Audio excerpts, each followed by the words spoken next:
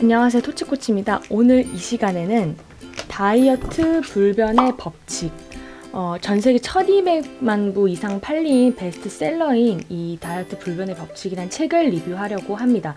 과연 이분이 말하는 인생 다이어트 불변의 법칙은 무엇인지, 그리고 제 개인적인 의견까지 한번 추가해서 다이어트 팁까지 알려드리도록 하겠습니다. 지금 바로 Let's get it!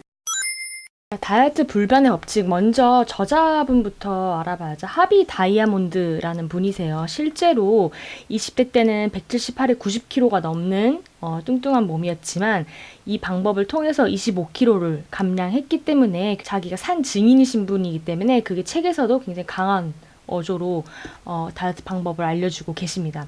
결론부터 말을 하자면 이분은 프루테리언이세요. 그래서 우리가 잘 알고 있다시피 과일과 채소 위주의 식단을 드시는 분이고 육식은 아예 하시지 않는 분이기 때문에 그 부분을 참고해서 제 개인적인 의견까지만 추가해서 리뷰를 해보도록 하겠습니다.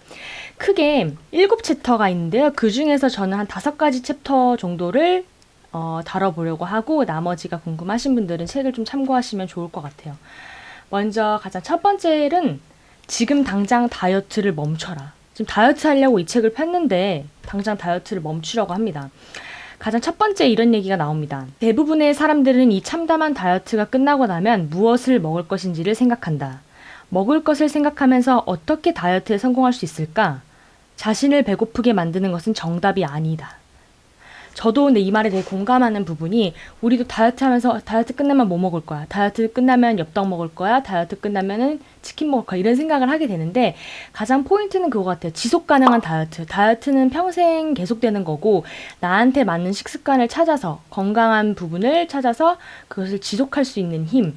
그래서 당장 다이어트를 끝내고 나서 안 좋은 음식을 먹어야지라는 생각보다 내 몸이 정말 건강해지는 걸 느끼고 이 음식을 앞으로도 지속할 수 있는 거를 찾는 게 굉장히 중요하다는 거죠. 그래서 이분이 또 중요한 포인트를 집어주신 게, 살이 찌는 가장 큰 이유는 몸에 독성 물질이 있기 때문이다. 이 독성이 있는 노폐물을 지속적으로 세척해냄으로써 건강을 얻을 수 있고, 근데 현대 식단이나 현대 생활 습관 같은 경우에는 이 독성이 있는 물질들을 자꾸 우리 몸에서 썩게 만들기 때문에 몸도 피로해지고 살이 찌는 원인이 된다라고 말씀을 하십니다. 그러면서 이제 인체 8시간 주기를 보여주고 있는데요. 낮 12시부터 저녁 8시까지는 섭취 주기로 먹고 소화시키는 시간, 저녁 8시부터 새벽 4시까지는 동화 주기로 먹은 것들을 흡수하고 사용하는 시간, 새벽 4시부터 낮 12시까지는 배출 주기로서 몸의 노폐물과 음식 찌꺼기를 제거하는 시간이라고 이제 섭취 주기, 동화 주기, 배출 주기 이렇게 나눌 수가 있습니다. 근데 이것들을 우리가 자꾸 살이 찌게 만드는 거는 이 신진대사들을, 이 주기들의 불균형이 있기 때문이다. 그 다음에 제대로 소화되거나 동화되지 못한 음식물들의 부산물이 생기기 때문에 몸에 독성물질이 쌓이고, 이 독성물질은 산성인데 이 몸에 산성이 쌓이게 되면 그것을 중화시키기 위해서 수분을 흡수하게 되고, 그러면 더 체중이 증가하게 된다. 몸이 산성화되면 물을 자꾸 찾게 되고 이 수분을 통해 몸이 불어나는 것이다. 이게 굉장히 맞는 게, 우리가 몸에 쓸데없는 노폐물들이 있고 순환이 안 되면 나 물만 먹어도 살쪄라는 것이 굉장히 맞는 거가, 이 물조차도 우리 몸에서 노폐물이 됐고 몸 부종과 붓기를 만들고 그것을 제거하지 못한 채 계속해서 음식을 넣게 되면 그것이 나중에 지방으로 전환이 되죠. 그래서 이 독성 노폐물이 만들어지면 어딘가에 저장이 돼야 되는데, 우리 가장 생명의 중요한 계통에는 쌓지 말아야겠다는 또 인식이 있어서 지방 조직이나 근육처럼 안전한 장소에 이제 저장을 하게 되고, 그것이 우리가 항상 고민 부위인 허벅지, 엉덩이, 허리 옆구리, 팔뚝살 요런 데에 자꾸 지방이 축적되는 부분이 나오게 된다라는 거죠. 그러려면은 이 비만의 가장 큰 원인이 되는 몸의 독소가 있는 거에서 살이 찐다면 과연 없애려면 어떻게 해야 될까부터가 이제 이 챕터부터 나오게 됩니다.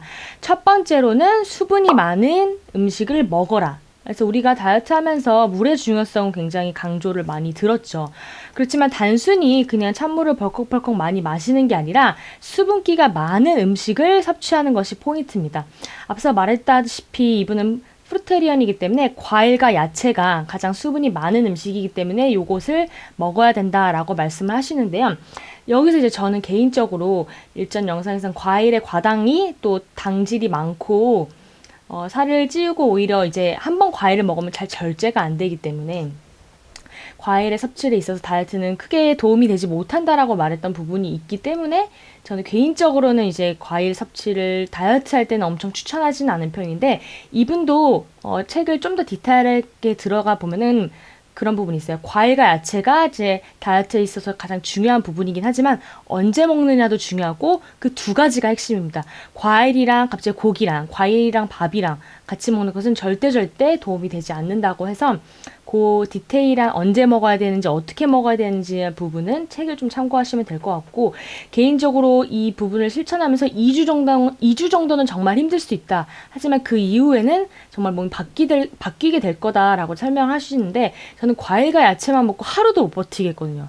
힘이 너무 없어서 하루를 못 버티는데 2주까지 버틸 힘이 없어서 개인적으로 저는 양질의 탄수화물인 이제 잡고기나 현미 식사, 자연식물식을 조금 더 추천드리는 부분이 있어요. 그래서 다이어트 방법적인 부분이 다른 거니까 그 부분은 그렇게 체크하시면 될 것 같고 수분이 이제 많은 음식을 먹고 특히 야채 같은 경우는 굉장히 우리 몸에서 필요한 섬유질이 되겠고 수분이 우리 몸에서 하는 역할부터 한번 알아보자면 음식에 있는 영양분을 몸의 모든 세포에 전달을 하거나 독성 노폐물을 제거하는 역할을 합니다. 수분이 우리 몸의 70%나 차지할 정도로 굉장히 중요한 부분은 맞죠. 여기서 부재인 왜 야생동물은 병과 비만이 없을까라는 부분에 대해서 이제 답을 얻을 수 있는데요. 생각해보면은 사자는 호랑이를 잡아먹지 않죠.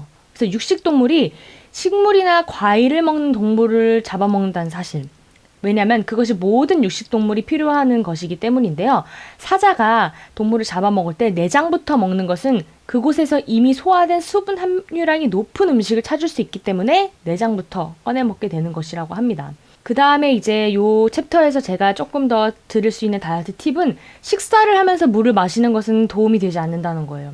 왜냐하면 우리가 위에는 음식을 분해하는 소화액이 있는데 음식을 먹으면서 물을 마시면 그 물은 소화액을 희석시켜서 음식이 제대로 소화되는 것을 막기 때문이에요. 또한 이제 이 탄수화물과 물에 합쳐지게 되는 것은 소화 흡수를 굉장히 빠르게 하고 혈당도 빠르게 높이기 때문에 여러분들도 식사 전후로는 수분 섭취를 안 해주시는 것이 훨씬 더 소화나 다이어트에 도움이 된다는 사실은 알면 좋을 것 같습니다.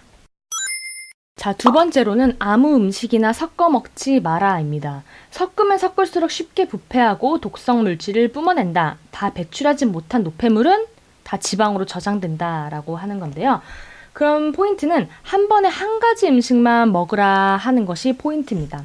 그래서 예를 들어서 우리가 점심 식사나 저녁 식사 외식하고 나서 굉장히 피로해지는 거가 이것저것 섞어 먹는 음식을 먹게 되는데 이 음식이 억지로 9m나 되는 장을 거쳐야 되고 이 9m나 되는 장이 썩은 음식을 처리해야 되기 때문에 피로감이 몰려온다는 것이지요. 섞으면 섞을수록 몸을 피로하게 만드는 첫 번째는 고기와 우유를 같이 먹으면 몸은 더 힘들다라는 이제 포인트가 있는데요. 단백질마다 성격이 아주 다르고 복잡하게 구성되어 있는데 한 가지 이상의 단백질에 필요한 소화 요건을 맞추기 위한 조절이 불가능하기 때문이다. 두 가지의 단백질은 몸 조직에서 부패한다는 거죠. 특히 단백질이 우리 몸에서 소화하는 데 있어서 굉장한 에너지를 쓰기 때문에 두 가지 이상 종류의 단백질을 함께 섭취하는 것은 좋지 않다라고 얘기를 하고 있습니다. 근데 탄수화물은 반면에 단백질만큼 분해가 어렵지 않아서 하나 이상의 탄수화물은 음식은 먹을 수 있다. 그래서 예를 들어서 샐러드에 마른 빵 조각 이런 거, 샐러드에 구운 감자 이런 것들은 괜찮은 부분이지만 우유 먹고 고기 먹고 이런 단백질 두 가지 이상의 섭취는 소화를 굉장히 방해해 줄 수 있다라는 부분이죠. 그래서 음식의 배합이 굉장히 중요하고 똑같은 음식을 먹더라도 내가 이걸 아침에 하나 먹고 점심에 하나 먹고 저녁에 하나 먹는 건지 그 세 가지를 다 한꺼번에 아침 식사에 조금씩 먹게 되면은 차라리 전자가 훨씬 더 낫는 편이 되겠다라는 부분입니다. 그 다음에 말씀드리고 싶은 거는 단백질 강박증을 버려라 라는 부분입니다. 많은 사람들이 다이어트 할 때나 아니면 건강을 위해서 무조건 단백질이 가장 중요하다고 생각을 하는데 왜 그렇게 된 걸까? 왜 이렇게 닭가슴살만이 찬양을 받게 된 걸까라고 했을 때 그렇지 않아요. 우리 현대사회에서는 단백질이 부족하지 않습니다. 웬만하면.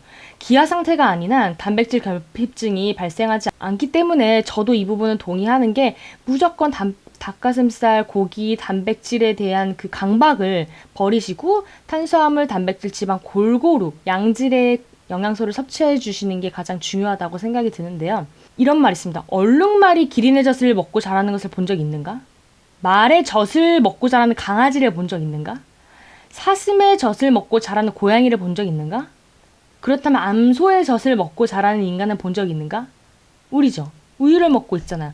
그래서 사실 우유에 대한 얘기가, 우유에 대한 진실이 굉장히 지금도 논란이 많이 되고 있는데, 양질의 유제품은 몸에 도움이 된다라는 측도 있고, 이런 우유나 요거트나 아무런 도움이 되지 않는다. 계란 등. 하지만 이 저자께서는 이 우유에 얼마나 위험성이 있는지 그 부분을 조금 알려드리고 있는데요. 또한 이제 프루테리언이기 때문에 고기, 육류 섭취에 있어서 거의 이제 고기는 먹으면 안 되는 것, 거의 그 정도로 치부를 하고 있어서 그 부분은 제가 100% 하기 어렵기 때문에 소개를 좀 안 하긴 하지만 매번의 육식 식사는 당연히 요산 수치를 높이는 거는 맞아요. 그래서 육식의 과도한 뭐든지 과유불급이라고 일주일에 1, 2회 정도는 저는 권장하기는 하는데 매 끼니마다 있는 육식은 좋지 않겠죠. 또 고기에 섬유질이 없기 때문에 반드시 고기를 드실 때 섬유질을 함께 드셔주시는 것은 정말 중요합니다. 그럼 이 섬유질이 많은 음식이 뭘까요? 바로 녹황색 채소에 진짜 많죠. 그래서 고기와 깻잎, 고기와 상추 굉장히 잘 어울리잖아요. 그래서 저도 밥에다가 LA 돼지갈비 얹혀 먹는 것보다 질 좋은 생고기 위에 쌈 그리고 고추 이런 것들 같이 곁들여 드시는 거가 훨씬 더 양질의 식사라는 것은 장담할 수 있습니다. 다시 돌아가자면 우유는 굉장히 정치적인 식품이다라고 이제 설명을 하고 있는데요. 미국에서 매년 수십억 달러의 과잉 생산된 유제품을 도움 주기 위해서 수억 달러의 우유 마시기 장려 캠페인이 자행되고 있습니다. 미국인의 건강을 위한 캠페인으로 보이지만 사실 광고 캠페인의 진짜 이유는 과잉으로 생산되어 창고에서 썩어가는 유제품을 소진시키려는 식품업자와 농축 산업자와 미디어의 합작품에 불과한 것이다. 여러분 눈치채고 계셨죠? 라고 얘기를 하고 있을 만큼 이거 굉장히 이제 정부와 그 다음에 이런 이해관계가 얽힌 것이 우유다라는 정치적인 식품이다라고 설명을 하고 있습니다. 그래서 우유는 인간을 위한 것이 아니다. 송아지를 위한 것이다. 암소의 젖은 한 가지 목적, 그것은 소의 새끼들을 위한 양식이다. 그래서 우리한테는 맞지 않는 식품이다라고 이제 말을 하고 있는데 그 말도 사실 일리가 있죠. 그래서 우유는 몸의 점막을 형성하게 되고 젖을 분해하고 소화하는 데 필요한 효소인 레닌과 유당 분해 효소 이런 게 있는데 이 효소들은 대부분 3살이 되면 다 없어지게 돼요. 근데 이 모든 젖에는 카세인이라는 성분이 있는데 우유에는 모유보다 카세인이 300배가 많이 들어있다고 합니다. 근데 이거가 당연히 인간한테는 맞지 않다라는 거죠. 또한 이 유제품은 우리 몸의 점막을 형성해서 유제품은 점막 표면의 점막을 만들어 배출 속도를 매우 느리게 하고 절대 필요한 소화 에너지가 항상 탕진되게 만든다. 그래서 체중 감소가 2배, 3배 어려워진다. 그래서 사실 우유가 무조건 나쁜 식품이다 라고서 제가 명명하기는 어렵지만 우유를 드시면서 체중 감량하기에는 정말 어려운 부분을 제가 많이 봤기 때문에 다이어트 하시는 중에서는 저는 우유를 섭취하시는 것을 권장드리지 않습니다. 자, 이렇게 해서 다이어트 불변의 법칙 중에서 저자가 실제로 이제 말하는 거랑 저의 생각을 좀 곁들여서 말을 했는데요. 이렇게 과일이랑 채소 위주의 식사로 좀 몸을 바꿔보시려는 의지가 있으신 분들한테는 한번 읽어보고 실천하면 또 도움이 될 거라고 생각이 듭니다. 세상에 정말 많은 다이어트 불변의 법칙이 있는데 그 다이어트 불변의 법칙이 어디까지 있는지 끝까지 죽을 때까지 한번 알아보도록 하겠습니다. 또 다른 다이어트 법칙을 알고 싶은 다이어트 방법을 알고 싶은 분들이 있다면 밑에 댓글로 남겨주시면 감사하겠습니다. 빠욤!